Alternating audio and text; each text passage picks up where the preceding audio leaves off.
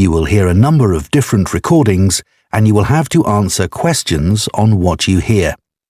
There will be time for you to read the instructions and questions, and you will have a chance to check your work. All the recordings will be played once only. The test is in 4 parts. At the end of the test, you will be given 10 minutes to transfer your answers to an answer sheet. Now turn to Part 1.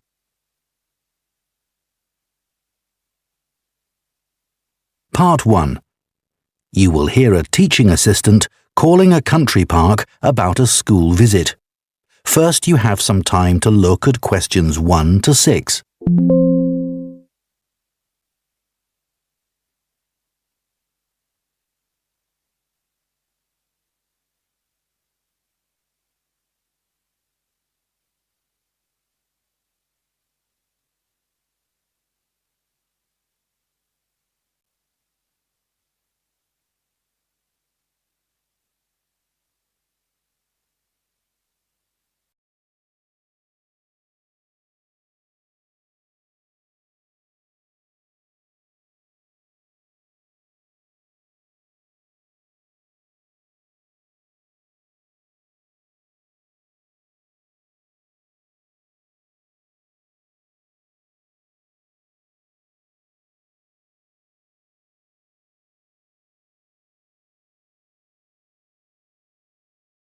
Two of our classes.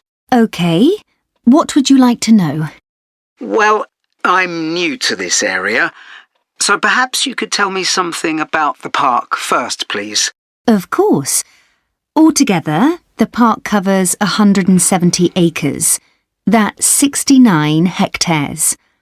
There are 3 main types of habitat: wetland, grassland and woodland.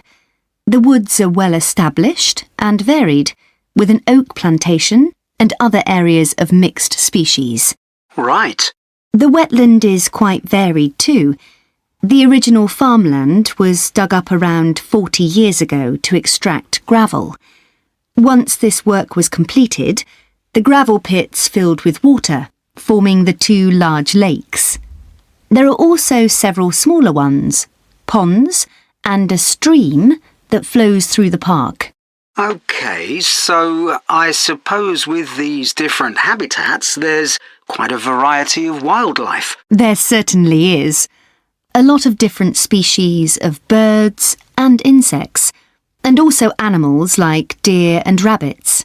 And I understand you organise educational visits for school parties. That's right. We can organise a wide range of activities and adapt them to suit all ages. Can you give me some examples of the activities? Well, one focus is on science, where we help children to discover and study plants, trees and insects.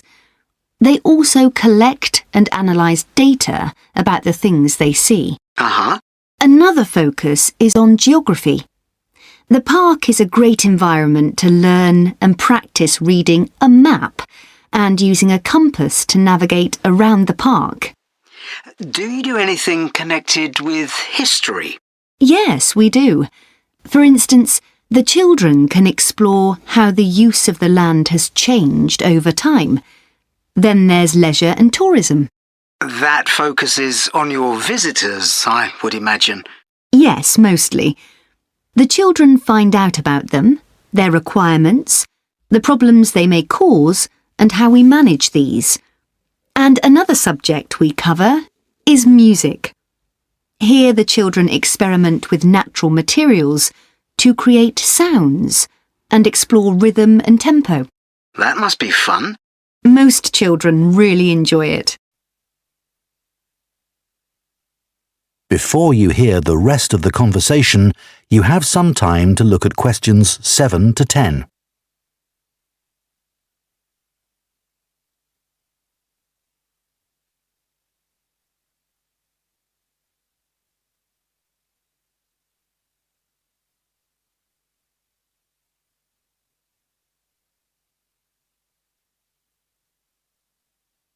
Now listen and answer questions 7 to 10. And, of course, all the activities are educational too. Learning outside the classroom encourages children to be creative and to explore and discover for themselves. I would imagine they get a sense of freedom that might not be a normal part of their lives. That's right. And very often, the children discover that they can do things they didn't know they could do, and they develop new skills. This gives them greater self-confidence. It sounds great. So, what about the practical side of it? How much does it cost for a full-day visit? We would expect to bring between 30 and 40 children. If there are over 30, it costs £4.95 for each child who attends on the day. We invoice you afterwards, so you don't pay for children who can't come because of sickness, for example. There's no charge for leaders and other adults, as many as you want to bring. That sounds very fair. Well, thanks for all the information. I'll need to discuss it with my colleagues, and I hope to get back to you soon to make a booking. We'll look forward to hearing from you. Goodbye. Goodbye, and thank you. That is the end of Part 1. You now have 1 minute to check your answers to Part 1.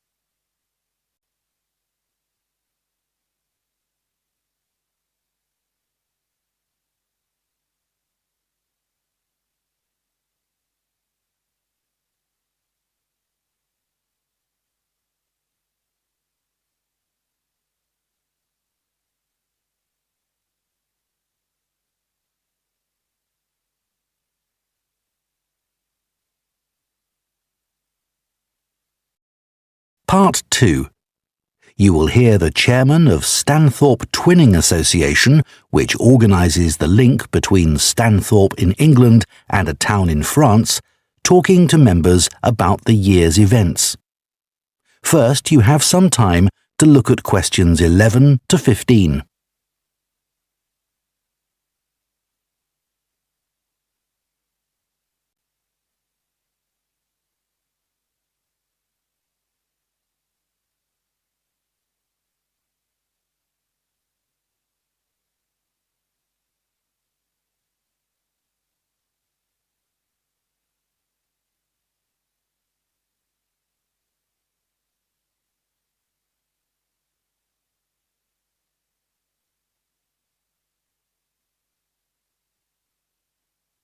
Now listen carefully and answer questions 11 to 15. It's great to see so many members of the Twinning Association here tonight. Since the twinning link between our two towns, Stanthorpe here in England and Malat in France, was established, the relationship between the towns has gone from strength to strength. Last month, 25 members of the association from Stanthorpe spent a weekend in Malat. Our hosts had arranged a great programme. We learned how cheese is produced in the region and had the chance to taste the products. The theme park trip had to be cancelled, but we all had a great time on the final boat trip down the river. That was the real highlight. This is a special year for the association because it's 25 years since we were founded. In Malat, they're planning to mark this by building a footbridge in the municipal park. We've been discussing what to do here, and we've decided to plant a poplar tree in the museum gardens. We considered buying a garden seat to put there, but the authorities weren't happy with that idea. In terms of fundraising to support our activities, we've done very well. Our pancake evening was well attended and made record profits. And everyone enjoyed the demonstration of French cookery, which was nearly as successful. Numbers for our film show were limited because of the venue, so we're looking for somewhere bigger next year. We're looking forward to welcoming our French visitors here next week, and I know that many of you here will be hosting individuals or families. The coach from France will arrive at 5 p.m. on Friday. Don't try to do too much that first evening, as they'll be tired, so have dinner in the house or garden rather than eating out. The weather looks as if it'll be okay, so you might like to plan a barbecue. Then the next morning's market day in town, and that's always a good place to stroll round. On Saturday evening, we'll all meet up at the football club, where once again we'll have Toby Sharp and his band performing English and Scottish country songs. Toby will already be well known to many of you, as last year he organised our special quiz night and presented the prizes. Before you hear the rest of the talk, you have some time to look at questions 16 to 20.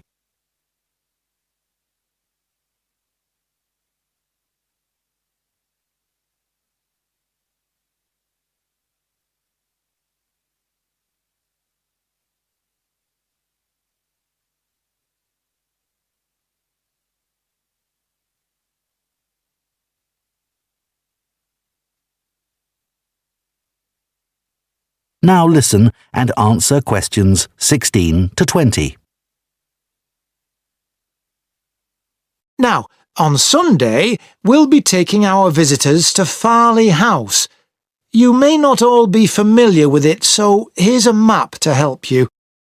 You can see the car park at the bottom of the map. There's an excellent farm shop in the grounds where our visitors can buy local produce. It's in the old stables, which is the first building you come to. They're built round a courtyard, and the shop's in the far corner on the left. There's also a small cafe on the right as you go in. I know that one or two of our visitors may not be all that mobile. The main entrance to the house has a lot of steps, so you might want to use the disabled entry. This is on the far side of the house from the car park. Children will probably be most interested in the adventure playground. That's at the northern end of the larger lake, in a bend on the path that leads to the lake. There's lots for children to do there. There are a number of lovely gardens near the house. The kitchen gardens are rectangular and surrounded by a wall. They're to the northeast of the house, quite near the smaller lake. They're still in use and have a great collection of fruit and vegetables. The Temple of the Four Winds is a bit more of a walk, but it's worth it. Take the path from the car park and go past the western sides of the stables and the house. Then, when the path forks, take the right-hand path. Go up there with the woods on your left, and the temple is right at the end. There are great views over the whole area. OK, so that's the... That is the end of part 2. You now have 30 seconds to check your answers to part 2.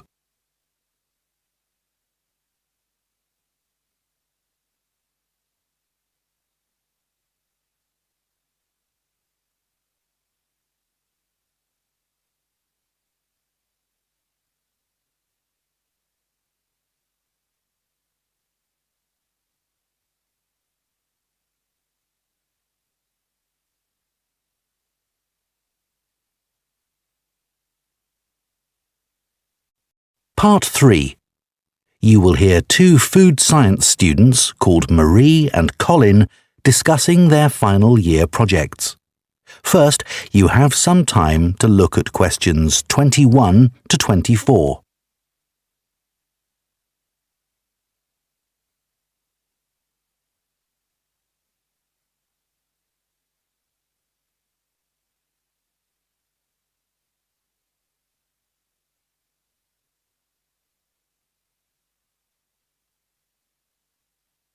Now listen carefully and answer questions 21 to 24. I haven't seen you for a bit, Marie. No, I've been busy with my project. You're making a vegan alternative to eggs, aren't you? Something that doesn't use animal products. Yes, I'm using chickpeas. I had two main aims when I first started looking for an alternative to eggs.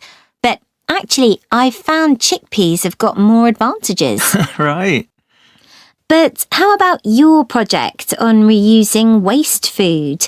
You were looking at bread, weren't you? Yes, it's been hard work, but I've enjoyed it. The basic process was quite straightforward, breaking the stale bread down to a paste, then reforming it. But you were using 3D printing, weren't you, to make the paste into biscuits? Yeah, I'd used that before, but in this project I had time to play around with different patterns for the biscuits and finding how I could add fruit and vegetables to make them a more appetizing colour, and I was really pleased with what I managed to produce. It must have been a great feeling to make something appetizing out of bits of old bread that would have been thrown away otherwise. It was. And I'm hoping that some of the restaurants in town will be interested in the biscuits. I'm going to send them some samples. I came across something on the internet yesterday that might interest you. It was a company that's developed touch-sensitive sensors for food labels. It's a special sort of label on the food package. When the label's smooth, the food is fresh. And then when you can feel bumps on the label, that means the food's gone bad. It started off as a project to help visually impaired people know whether food was fit to eat or not. Interesting. So just solid food? No, things like milk and juice as well. But actually, I thought it might be really good for drug storage in hospitals and pharmacies. Right. And coming back to food, maybe it'd be possible to use it for other things besides freshness, like how many kilograms a joint of meat is, for example. Yes, there's all sorts of possibilities. Before you hear the rest of the discussion, you have some time to look at questions 25 to 30.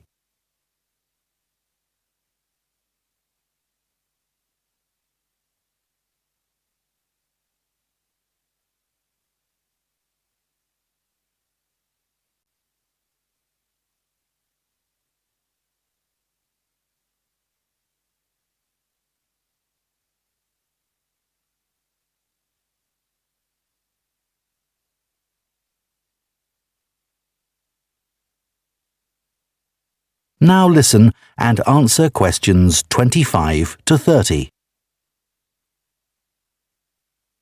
I was reading an article about food trends predicting how eating habits might change in the next few years. Oh, things like more focus on local products. That seems so obvious, but the shops are still full of imported foods. Yes, they need to be more proactive to address that. And somehow motivate consumers to change, yes. One thing everyone's aware of is the need for a reduction in unnecessary packaging. But just about everything you buy in supermarkets is still covered in plastic. The government needs to do something about it. Absolutely. It's got to change. Do you think there'll be more interest in gluten and lactose-free food? For people with allergies or food intolerances? I don't know. Lots of people I know have been buying that type of food for years now. Yes, even if they haven't been diagnosed with an allergy. That's right.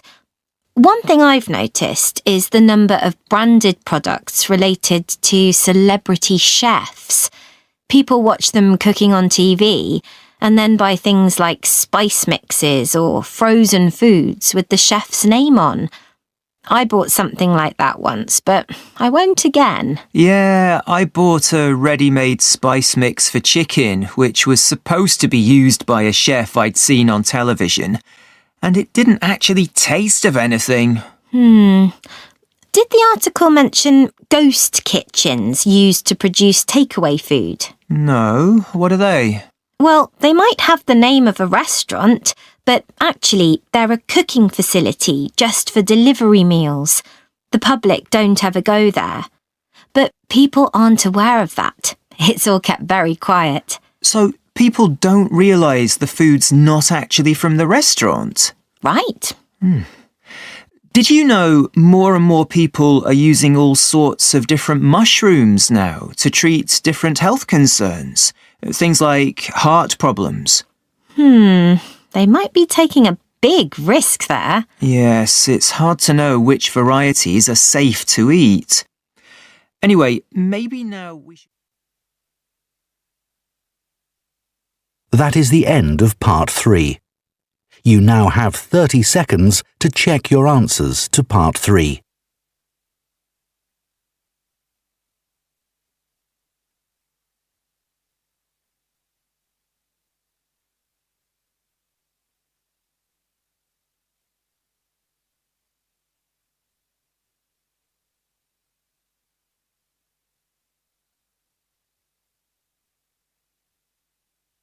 Part 4. You will hear an archaeology student giving a presentation on an important site in Ireland called the Cambridge Fields. First, you have some time to look at questions 31 to 40.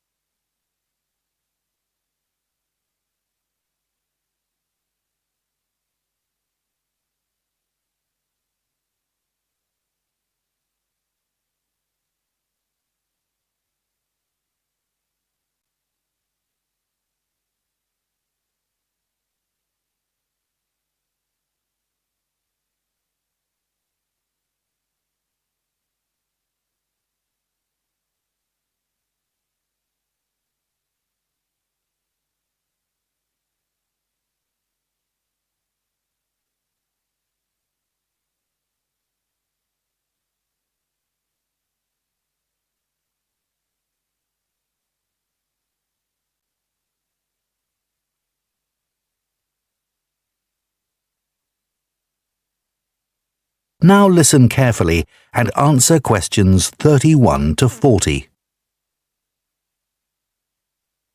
For my presentation today, I'm going to talk about the Cambridge Fields in the northwest of Ireland, one of the largest Neolithic sites in the world. I recently visited this site and observed the work that is currently being done by a team of archaeologists there. The site was first discovered in the 1930s by a local teacher, Patrick Caulfield. He noticed that when local people were digging in the bog, they were constantly hitting against what seemed to be rows of stones. He realised that these must be walls, and that they must be thousands of years old for them to predate the bog which subsequently grew over them. He wrote to the National Museum in Dublin to ask them to investigate, but no one took him seriously. It wasn't until 40 years later, when Patrick Caulfield's son, Seamus, who had become an archaeologist by then, began to explore further. He inserted iron probes into the bog to map the formation of the stones, a traditional method which local people had always used for finding fuel buried in the bog for thousands of years. Carbon dating later proved that the site was over 5,000 years old and was the largest Neolithic site in Ireland. Thanks to the bog which covers the area, the remains of the settlement at KG Fields, which is over 5,000 years old, are extremely well preserved. A bog is 90% water, its soil so saturated that when the grasses and heathers that grow on its surface die, they don't fully decay but accumulate in layers. Objects remain so well preserved in these conditions because of the acidity of the peat and the deficiency of oxygen. At least 175 days of rain a year are required for this to happen. This part of Ireland gets an average of 225 days.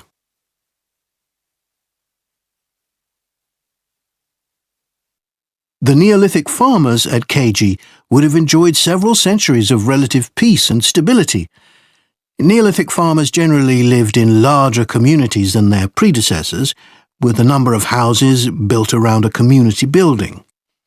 As they lived in permanent settlements, Neolithic farmers were able to build bigger houses. These weren't round, as people often assume, but rectangular, with a small hole in the roof that allowed smoke to escape. This is one of many innovations and indicates that the Neolithic farmers were the first people to cook indoors. Another new technology that Neolithic settlers brought to Ireland was pottery. Fragments of Neolithic pots have been found in KG and elsewhere in Ireland. The pots were used for many things, as well as for storing food. Pots were filled with a small amount of fat, and when this was set alight, they served as lamps. It's thought that the KG fields were mainly used as paddocks for animals to graze in. Evidence from the KG fields suggests that each plot of land was of a suitable size to sustain an extended family. They may have used a system of rotational grazing in order to prevent overgrazing and to allow for plant recovery and regrowth. This must have been a year-round activity, as no structures have been found which would have been used to shelter animals in the winter. However, archaeologists believe that this way of life at KG ceased abruptly. Why was this? Well, several factors may have contributed to the changing circumstances. The soil would have become less productive and led to the abandonment of farming. The crop rotation system was partly responsible for this, as it would have been very intensive and was not sustainable. But there were also climatic pressures too. The farmers at KG would have enjoyed a relatively dry period, but this began to change, and the conditions became wetter as there was a lot more rain. It was these conditions that encouraged the bog to form over the area, which survives today. So now I'd like to show you some. That is the end of Part 4. You now have 1 minute to check your answers to Part 4.